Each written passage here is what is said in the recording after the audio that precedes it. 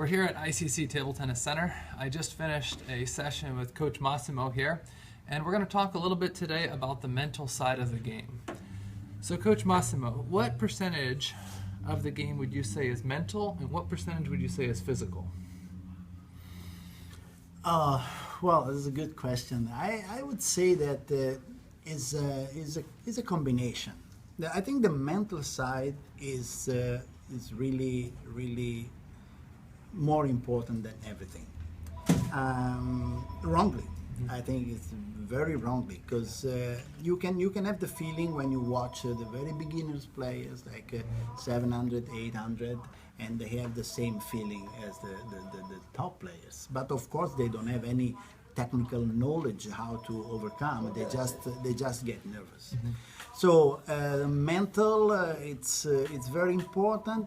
But I believe that with the good preparation, and I was also mentioning earlier, I think a good way to manage your mental stress is to have a good fitness condition united to the good techniques.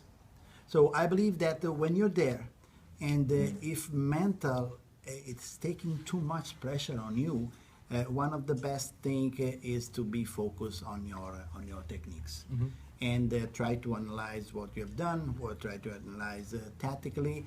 You are in the match, but basically mental can be managed if we are focused more on techniques. To me, techniques is the most important. Of course, to achieve a good techniques, you also need a good fitness. So having a great footwork, having a good reflexes, having a good coordination, all the abilities that makes the players better and better. So you have to compromise with everything. So it's a combination. I would say it is a combination. Excellent. And back in your playing days, did you have any rivals? And when you were going to play these rivals in future tournaments, let's say a month out or 2 months out, what did you do to prepare specifically for those opponents, like long term, when you knew you were going to play against them in an important tournament? Well, I had many domestic and international. So the problem with them is that somehow you are going to make the same mistake, the recurring sequence, the recurring actions. You make the same unforced error. You have to try to shock yourself somehow, to make something different in order to create a better opportunity with such players that you're suffering too much. Right. So you need to do something different. For example, I had a player that he used to serve very fast long on me, down line or a body or a backhand. I was in trouble because he immediately got his game. By pushing me back and forcing me to return fast. Then I said, okay, I'm gonna cut completely that speed.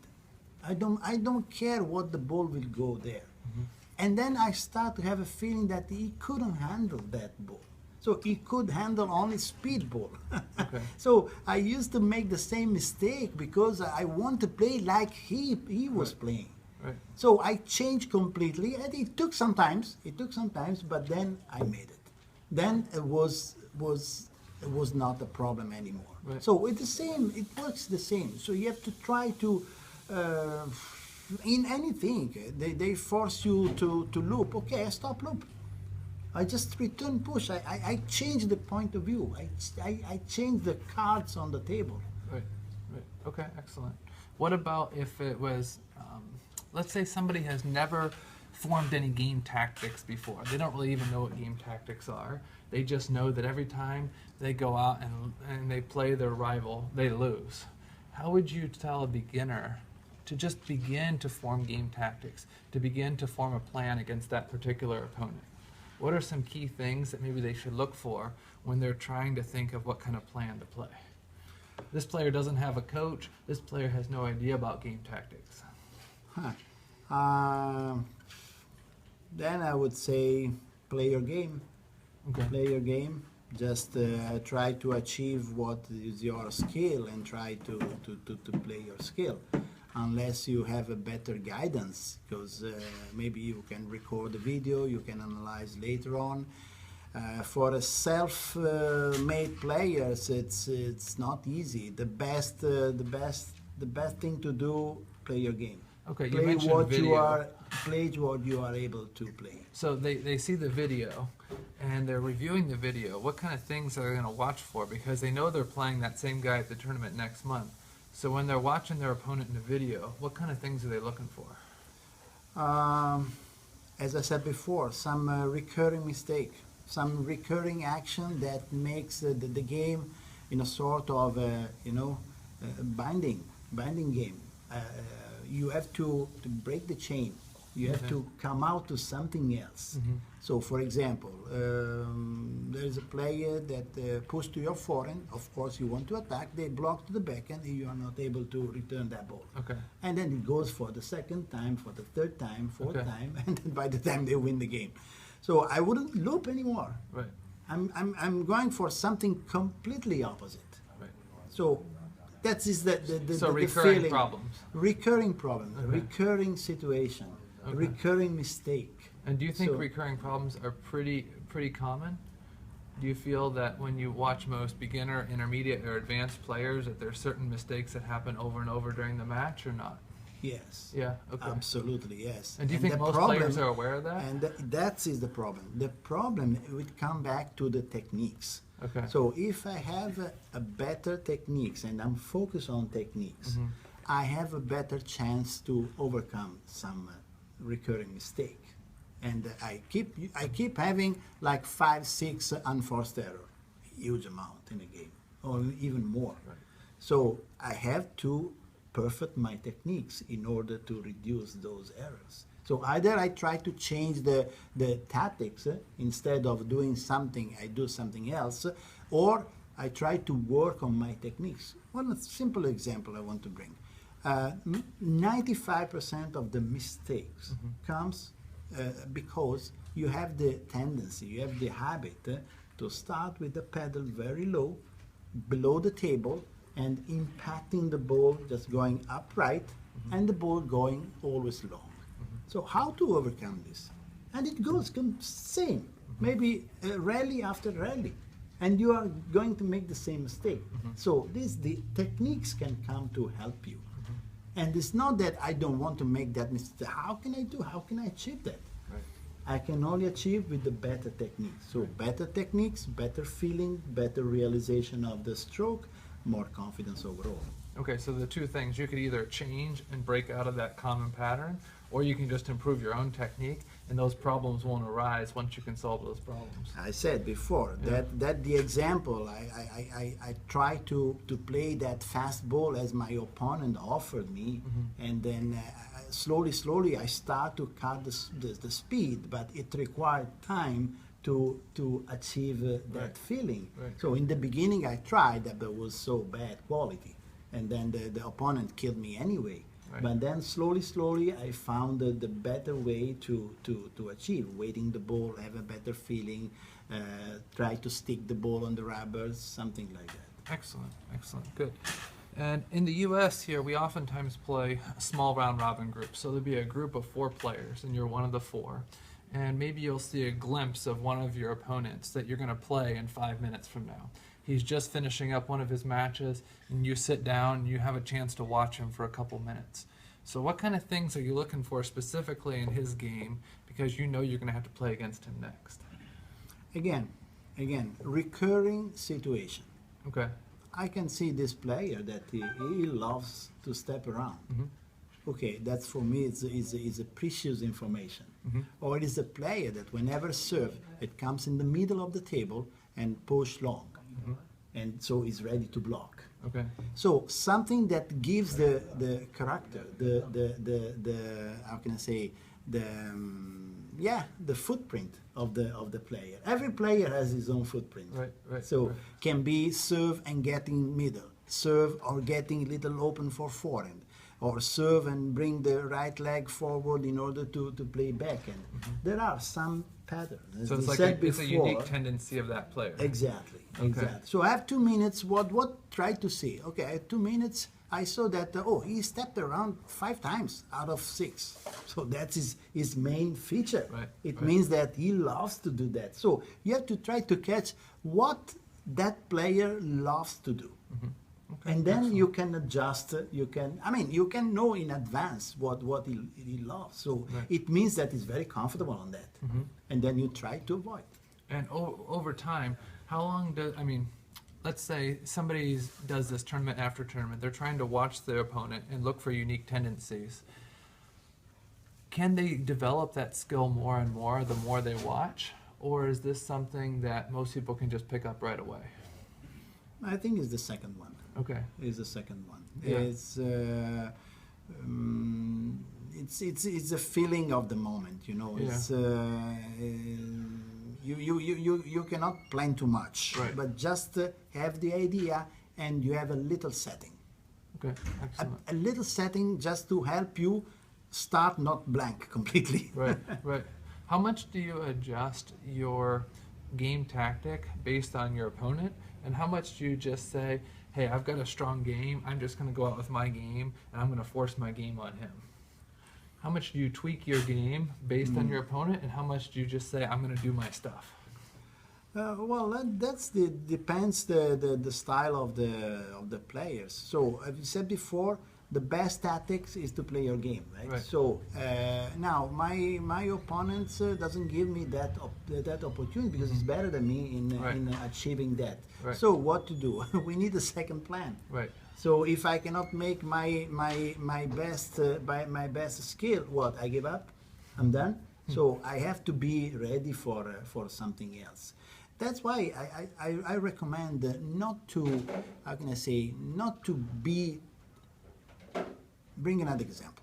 The best player ever are the players what I call all-round players. So they can block, but they can attack, and you never know what they do. Right. They can play counter loop, but also they can play sort of fishing. Right. They play close to the table, but also they are able to play away from the table. Right.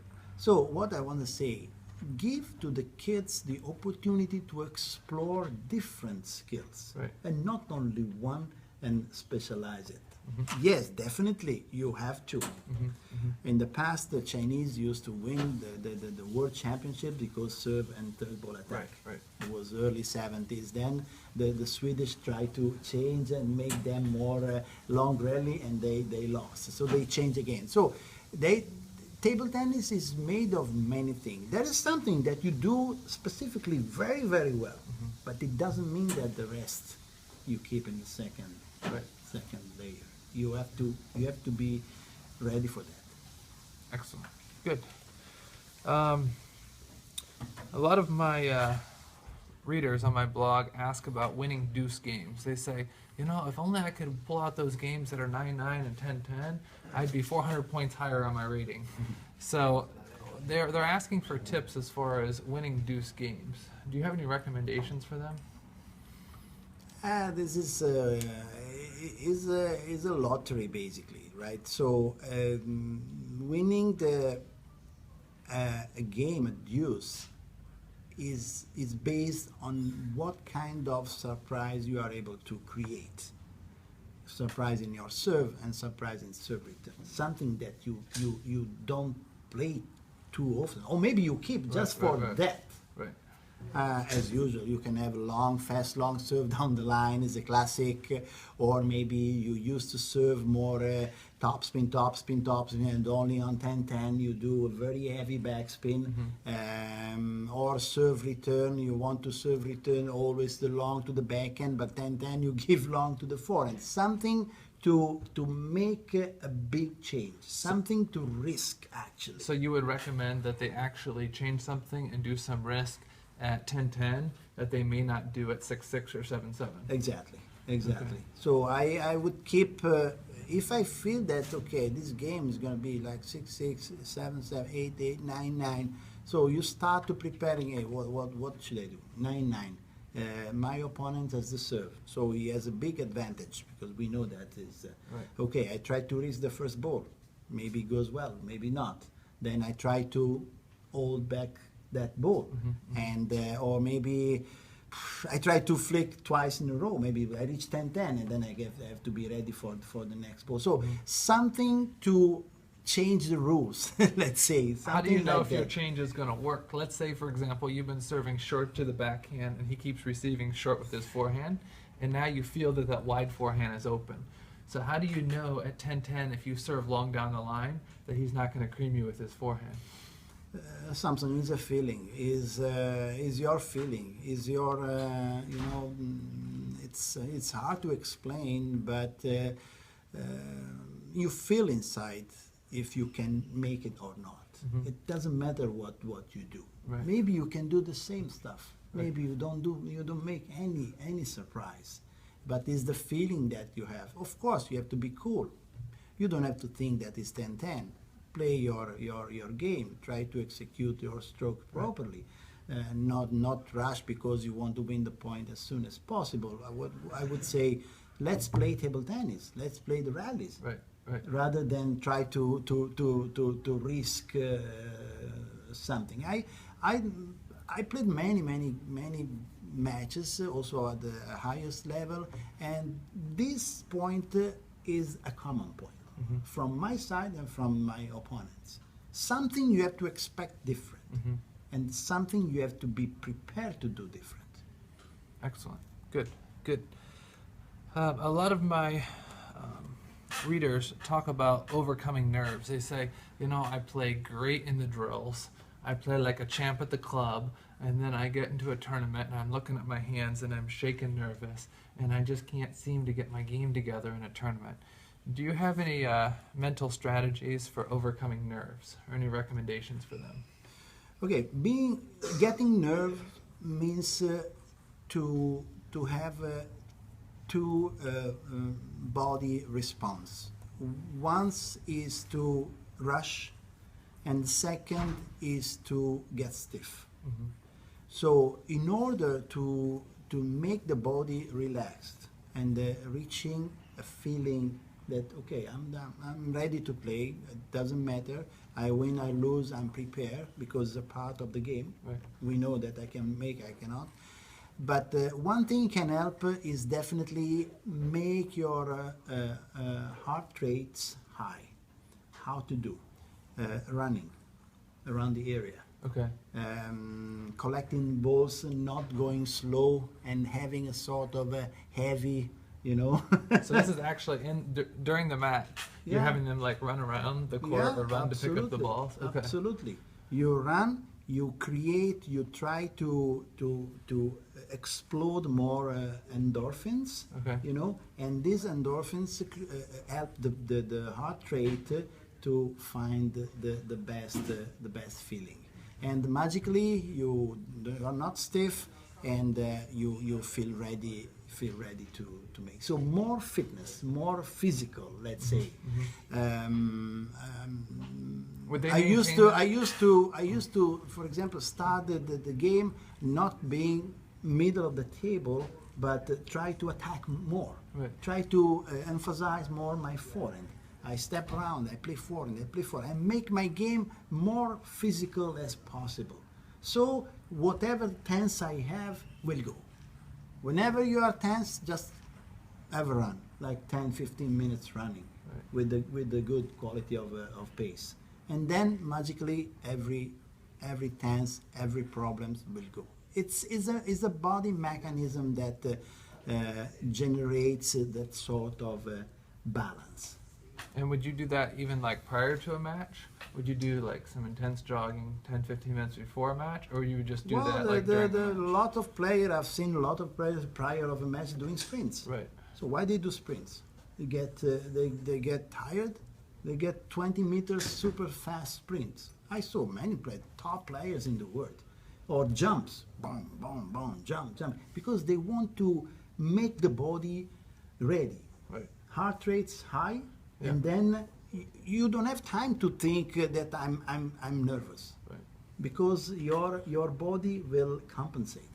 Excellent. Excellent. Good. Do you recommend visualization? And if you do, how would you train visualization? Normally, I do two different visualization.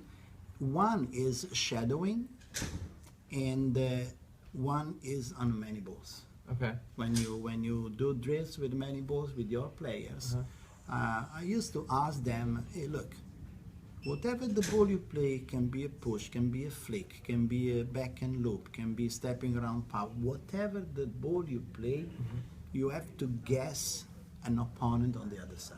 Name an opponent. Any player. This is for Jane. This is for Frank.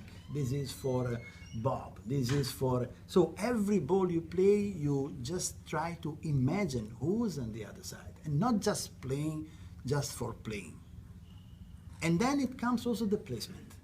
Because I know that if I play with Jane and she's weak on the forehand, and I'm gonna play my forehand on extreme forehand. Right. It goes automatically that your brain adjusts the placement according to the player you are imagining in that moment. So you have them do visualization while they're actually at the table, and you're Exactly. feeding them balls. Then you're actually picturing your opponent over there. Exactly. And then just you have a number of players. You just go. You can have also one player, just guess the player, and I would go more. Then think that the ball is the ball of the match. It's not it's not the regular ball that you hit the ball one at a time and you hit 100 balls without any target, just to make back on the table. Right. We make back on the table, but also we have to think that that is the ball of my world championships. That is the ball that I'm gonna win the nationals, and this I'm gonna win the national with that specific player. Right. So that gives a different feeling when you play, because when they do many balls, they don't think. They play maybe 200 balls. They play in the same spot, the 5-inch square.